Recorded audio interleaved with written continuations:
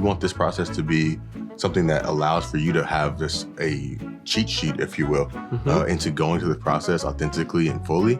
I have a thing with emails, man. Like, if I'm upset about something, man, I will pound on my keyboard, right? I'll get real passionate, and I'll hit send immediately, right?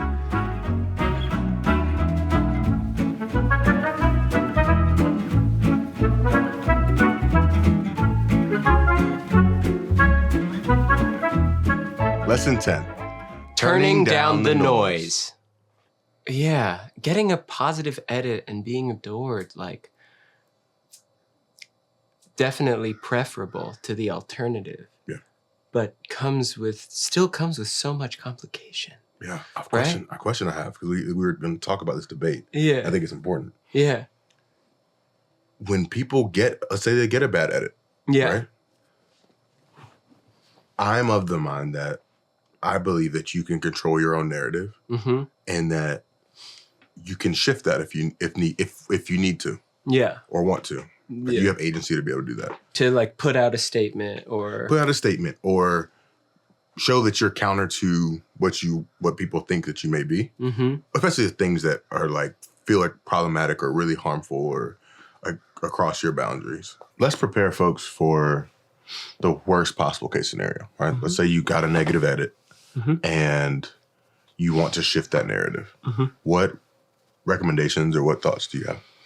Yeah. Well, I know we have a difference of opinion on this, which I love. I think is really interesting.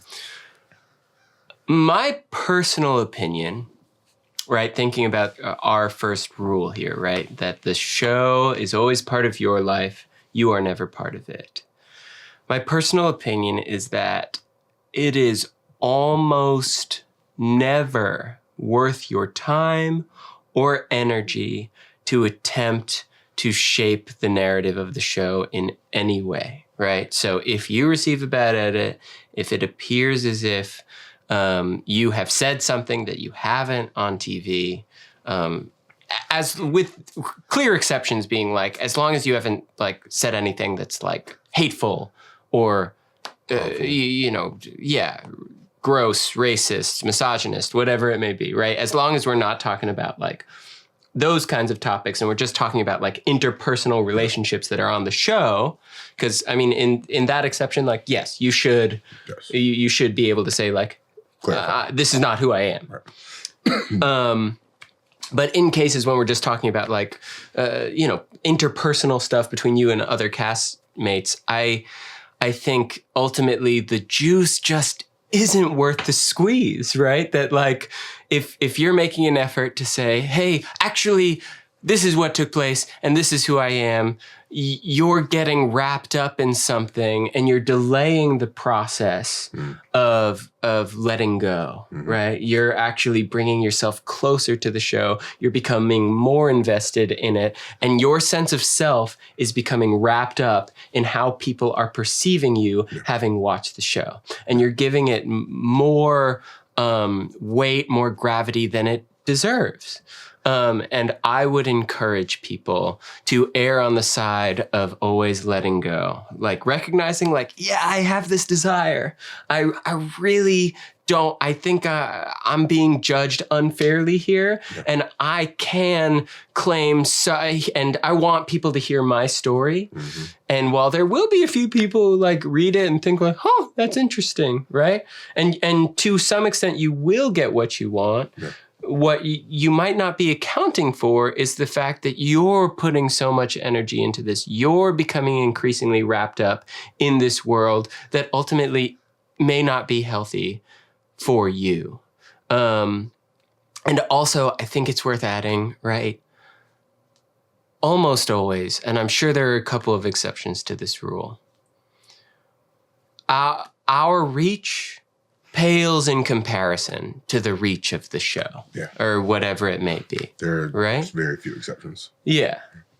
So anything you say is going to reach a small fraction of the people who have reached this judgment about you that you're so concerned about.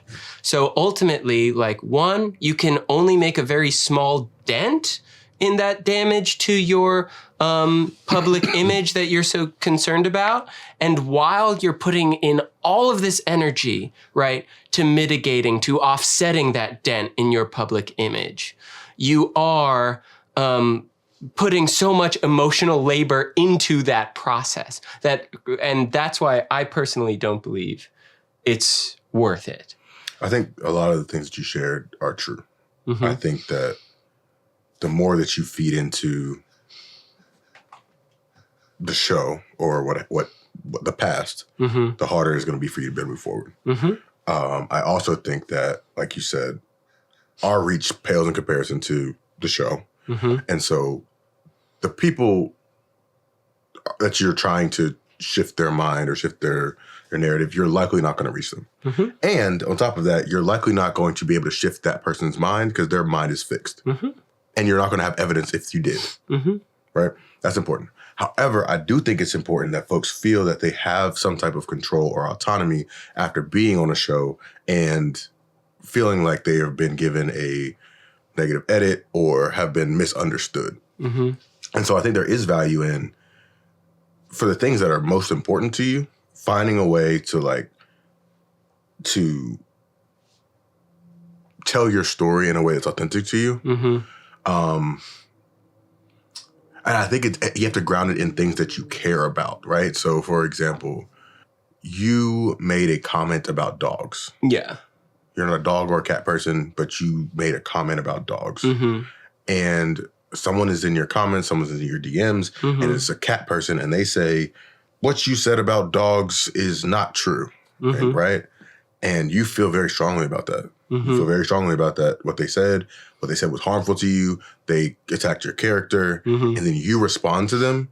Nobody cares about what you said after that. Mm-hmm. They just know that they got a reaction out of you, and they won. Yeah. So giving service to Spunky Girl 37, who's got 17 followers, and you have 300,000 followers, does not matter. You you lose regardless, right? So we're aligned when we're talking about that scope of like comments. We're aligned. We're aligned on it not being worth it in that context. In that context. Yeah. In bigger picture, though, I do think there is importance that for folks to feel a sense of autonomy and agency over their narrative post-show. Mm-hmm. And there are a lot of different ways that you can curate that, right? Like mm-hmm. going back to what are your interests? What are your hobbies? What are the things that you enjoy outside of the show or even that you brought up as a part of your archetype on the show mm-hmm. and lean into that, right? Mm-hmm. Well, because very rarely is a character on a show solely negative, right? Because if that were the case, then why would anyone want to be even a part of, watch the show, right? Yeah. And so lean into the parts of the archetype that are positive to you that were a thing that you're interested in and care about, and make that part of your identity if that's what you want to pursue, right? If you're concerned about your narrative, how do you make sure that you show about the positive things and use your platform for a positive, in a positive light, mm-hmm. if you choose to use your platform, mm-hmm. right? And I do think that, to your point, I do think that there's no way of knowing that you shifted people's minds. Like changing minds and hearts is a very hard task. Yeah. And it's impossible to know if you actually did it for people that you don't know. Yeah. Well, so what about this instance when we're in complete agreement here with everything you're saying. I think I'd love to investigate because I think we do have a difference of opinion. Mm-hmm. When we're talking about the idea of setting the record straight, right? Yeah. That's where I think don't bother. It's not worth it unless you're made out to be a bigot, whatever it may be. Yeah. I think, for example, let's use a mental health example. Yeah. It was very important to me and to my partner mm-hmm. that we were very explicit about that's not what happened. Mm-hmm. That's not who she is. Mm-hmm. That's not what was said. Mm-hmm. That's not what my experience was. And because I think for her, it was a lot stronger. And the backlash was a lot harder. But then also, like I said before, it's, hey, why would you be with someone who feels that way about you, right? Mm-hmm. So it's also a cast of an aspersion or a judgment on my character, mm-hmm. and we needed to be very clear about this is where we stand, especially because I'm an advocate of mental health, mm-hmm. right? So if I'm an advocate for mental health and I'm connected with someone who's complete opposite of that, mm-hmm. And we're doing life together, that doesn't make sense. Mm-hmm. And so I think that it was important to set the record straight in that regard. It ensured that the people who were invested in continuing to follow your journey, which isn't everyone, knew the reality of the situation. Certainly. And it minimized. It's interesting. Like it did serve. Although you kind of like allowed yourself to engage with the noise in that moment, right? And say like, yes, this noise exists and I need to address it. And I don't mean to speak for you here, but ideally it minimized the noise in the future, right? Right.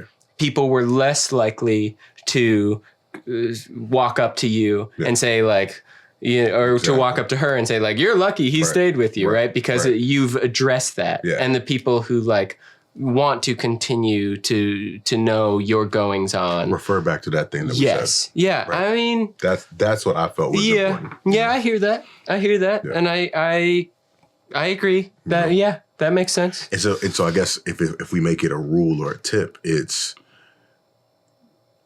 try your best not to engage with or continue to go backwards after the show unless you feel very strongly that it will quiet future noise and you'll be able to move on from it after you make that statement. Absolutely. But if you continue to re-engage with it afterwards, you're getting roped back into this thing that is out of your control. To be able to maximize the control that you have over the situation and be able to move forward, you have to be able to respond and then move on. Yeah. That's the only way. Absolutely. It's a one and done situation. One and done. Yeah. One and done. That you can't address every single little moment, right? Because ultimately, if you are, it's kind of an inverse situation, right? Where if you're like generating more activity on your social media profile, you're actually like elevating that conversation. You're bringing more attention to it.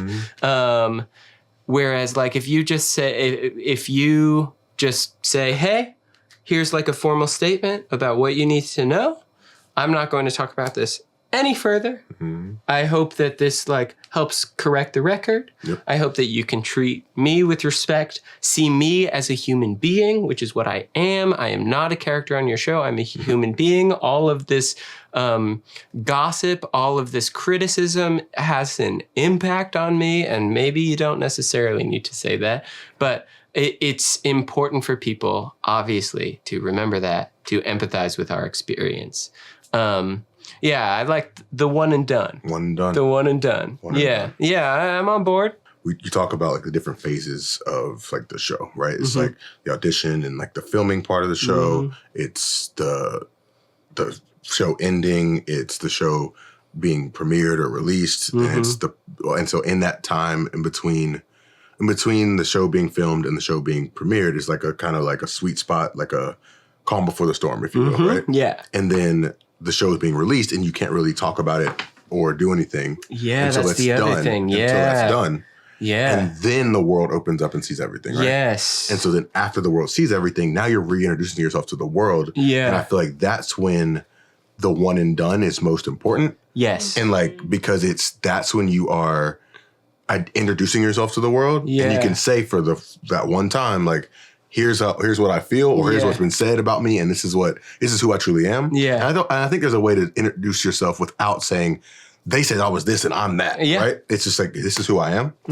That is empowering and meaningful, and allows you to engage with your audience in a way that's positive and sets the record straight. Yeah, right. Example I have, man, this is a whole different topic, but it's important, is before the show aired, they had this like lead up special, right? I don't know if you remember this, but Kevin Frazier, I'm saying it, Kevin Frazier, said something about like my body and was like body shaming me, right? And was like, hey, do you like asked my partner at the time, like, what's the preferred body type you have of this person? And he was like, Miles has a dad bod. Do you think that's going to work, right? Yeah. And not knowing that I had insecurities about my body, he was like that sent me to a place, right? And I remember shortly after like the show aired, or that aired, I was like, oh, I'm not going to eat. I need to work out all the time. I need to do X, Y, Z to like prove to these people that I don't have a dad bod, right? Uh-huh. I remember we went on a vacation to Mexico, and I went on the beach, and we were like working out, and she took a picture of me, and I posted it on social media as like dad bod, right? And like added Kevin Frazier because it was like stick it to you, right? Mm-hmm.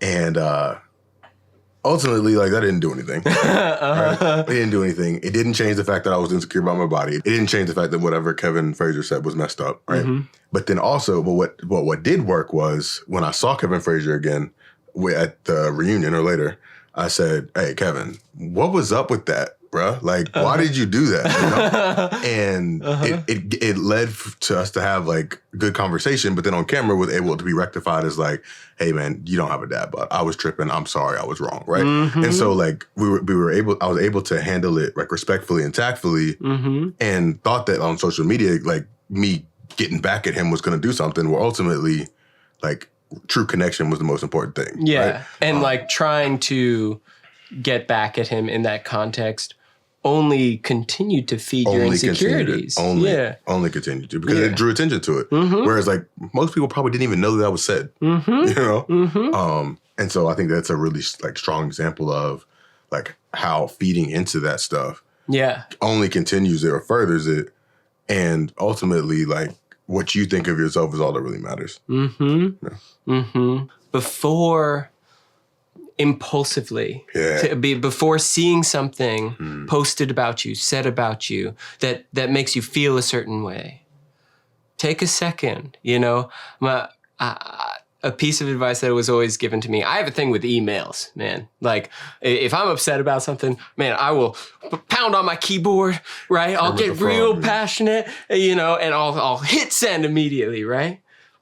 And my mom, who's like, you know, she gives me a lot of advice all the time. You know, she has always said, like, sleep on it. Mm-hmm. Sleep on it. Yeah. Wait for it all to kind of like reach an equilibrium. Mm-hmm. And if you still feel that way the day after, if you still feel a need to say these things, go ahead, say it. Yeah. But give your body, give your mind, give your spirit a second to like reach an equilibrium, some sense of distance from what has actually occurred, and see if it's what's best for you to feel a need, like to say anything about what has occurred. Yep. And I like that. I think the way I would say that, like, just even simpler is, like, I like to make sure I respond, not react. Yeah. Right? And so responding requires for you to like sit back and take a moment and check your feelings, because feelings are temporary. Check your feelings and respond in a way that's intentional, that's kind, that feels right to you, rather than reacting and acting out of your character, further like affirming what people already may think about you. Yeah. And like reacting, whether or not we can perceive it at the time, sometimes reacting only digs that hole even deeper and deeper, right? Yeah, I love the idea of responding and not reacting. Yeah, that's right. Cool. We're going to share 2 quick, simple tips that you've heard many times from both of us, but we can't say them enough.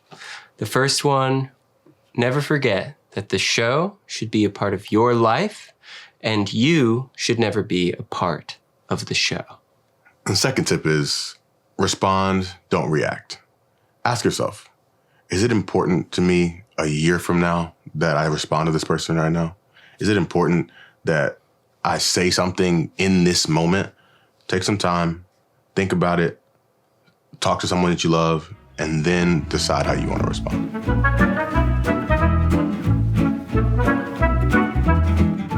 So, I mean, it's easy to break it down into 2 simple phases, right? To break down the reality TV process into 2 phases. You could say like, oh, well, first you're filming and then the show is released. But in fact, there's so many different stages, right? Each with their own character, each with their own complications, right? First, you have the auditioning and application process, right? Where you need to like touch base with your dear ones. You need to communicate with them. You need to establish what your intentions are. You need to figure out what your archetype's going to be. You need to ground yourself in who you are and what you're doing, right?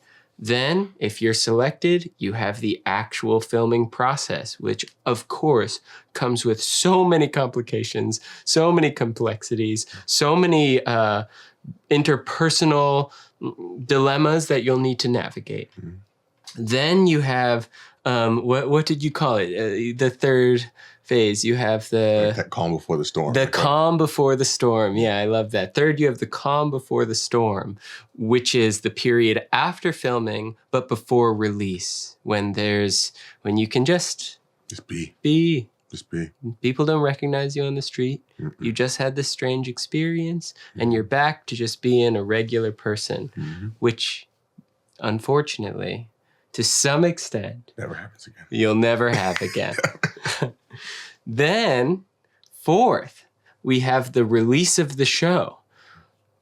But during this period, at least for most shows, you are to remain completely private, right? In your like social media presence, right? And you cannot like say anything. You have no power to talk back or to reclaim agency over how you're being portrayed, right? And then finally, and then we have the period of the show has been fully released. You can go public. There is this influx of attention. People are following you. People are interested in knowing where you are in this moment right now. Mm-hmm.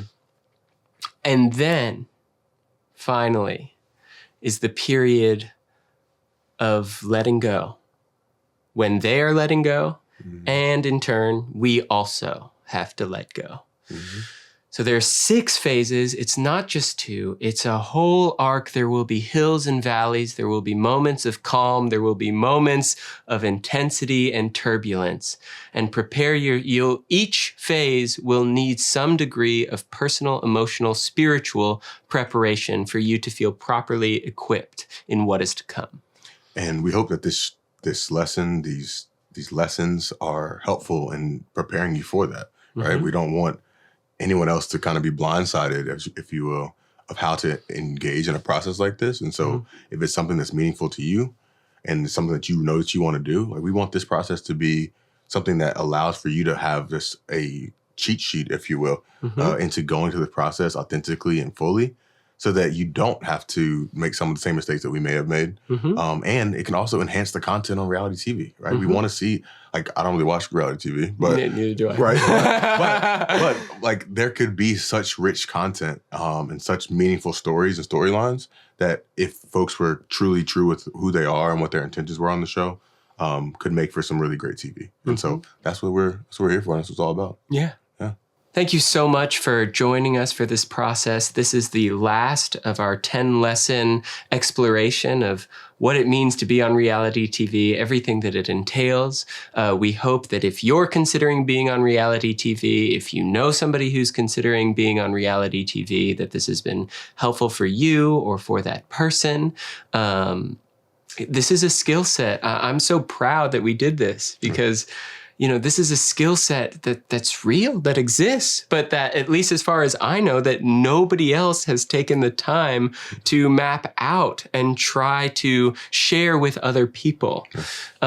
So, if you have any questions, if you're embarking on this journey, if there's anything we haven't talked about, feel free to reach out to us. We'll do the best we can to answer those questions, to continue the conversation. And there's a very good chance that we'll be releasing more content on this topic in the future.